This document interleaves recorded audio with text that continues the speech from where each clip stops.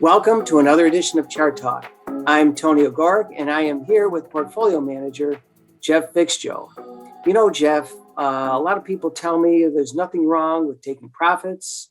Part of the reason is because it confirms their own native brilliance that they made the right call. Typically, they do not like to sell their losers, and there are a lot of behavioral economic reasons for that. However, let's take a look at this chart, which is very, very cool. It looks at market performance from the beginning of the financial crisis in October of 2007 and moves forward to the present day. And see a couple of interesting stories. What do you want to talk about here?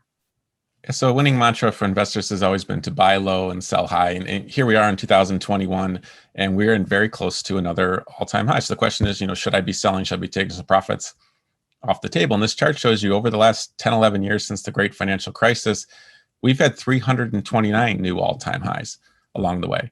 So if you sold at the first one, you've missed 328 of them. And Tony, even if you look at COVID, that sharp decline, even if you were lucky to get out before that, you probably haven't gotten back in, and you've missed on a lot of upside.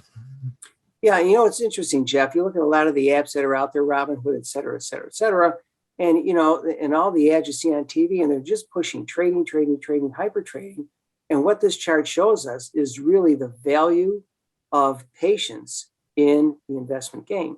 And again, from the financial crisis, if you look at it, it took 6 years before the market hit an all-time high. If you threw in the towel after 5, just look at the ride that you missed. So again, I think the key here is it takes patience, whether the market's going down or whether the market's going up.